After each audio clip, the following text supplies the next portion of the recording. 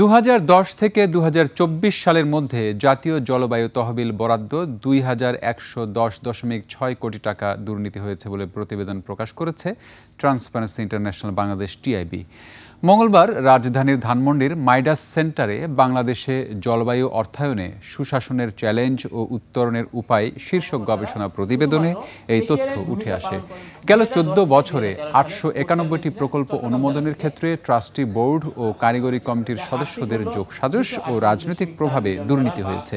TIB বলছে, বাংলাদেশে জলবায়ু অভিঘাত মোকাবেলায় প্রতি বছর জাতীয় ও আন্তর্জাতিক তহবিল মিলিয়ে প্রতি বছর গড়ে বরাদ্দ হয়েছে মাত্র $86.2 মিলিয়ন, যা প্রয়োজনের মাত্র 0.7%।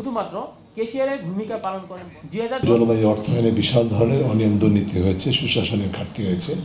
সেই কারণে জলবায়ু অর্থায়নের যে প্রণোদনা, যে উদ্দেশ্য, সেটাকে কোনোভাবে অবমূল্যায়ন করার সুযোগ নেই। বরং এটার কারণে আরও বেশি মূল্য দিতে হবে, আরও বেশি গুরুত্ব দিতে হবে এবং সেটার উপর ভিত্তি করে এ খাতে বরাদ্দ আরও বাড়াতে হবে আমি মনে করি।